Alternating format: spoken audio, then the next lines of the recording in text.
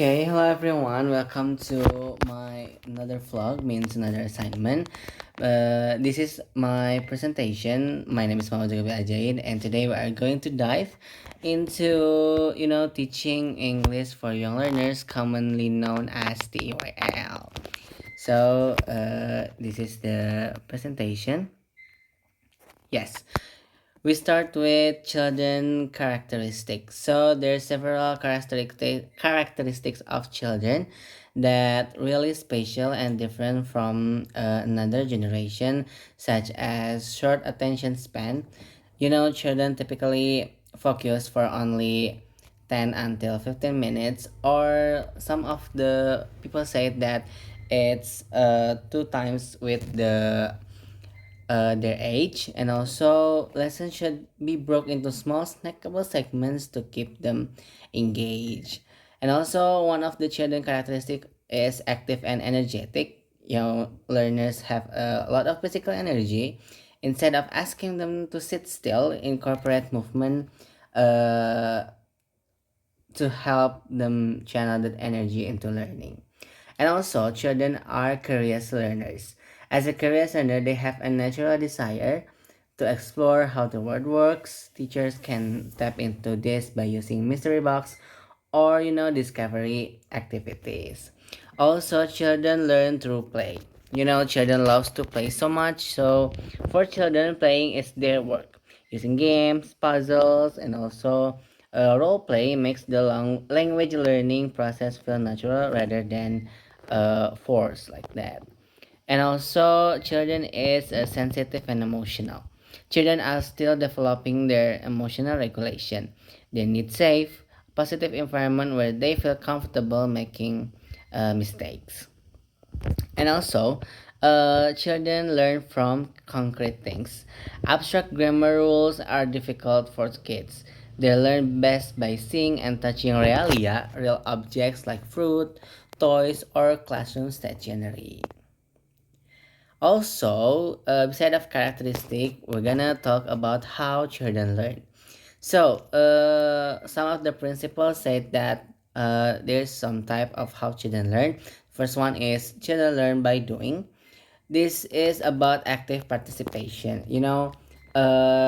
Children, instead of just watching a teacher, student might color a map while learning colors or build a model while learning shapes. And also, children is learning through interaction. So, in our obligation as a language teacher, language is a social. Children learn by talking to their peers, and their teacher is in a collaborative environment. And then, how children learn is children learning through repetition. Since their memory is still developing, children need to hear and use new words multiple times through songs, chants, or daily routines to make them stick. And also, learning in meaningful context. For children, language should never be taught in isolation. Words should be part of a story or a topic that matters to them, like my family or maybe animals. And the last one is learning with teacher support, scaffolding. This involves providing temporary training wheels for learning. Teachers might provide a sentence starter or a visual cue to help a child complete a task they couldn't do alone. And then, how to deal with different types of learn. Oh, this is there are different types of learner, such as visual learners, auditory learners, and also kinesthetic learners. Visual learners, students that think in pictures. They benefit most from flashcards, posters, videos, and seeing the teacher's gestures. And another that there's auditory learners. These students are sensitive to sound. They learn through listening to stories, singing songs, and participating in verbal discussions. And the last one is kinesthetic learners. These are hands-on students. They learn best when they can move, dance, or use their hands to create things during a lesson. And then how to deal with different learners. There's several tips for us as a teacher to deal with different learners, such as use varied activity. Since your class will have all three types of learners, our lesson should include something to see, something to hear at the same time, and something to do.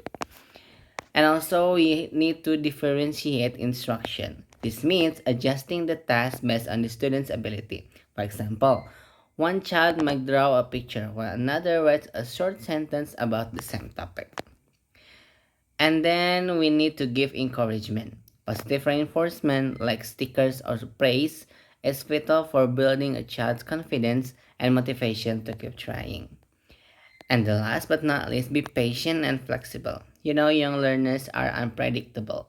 If a planned activity isn't working for the children or too tired, a good teacher is ready to pivot and start to do something that still uh, reliable to the students.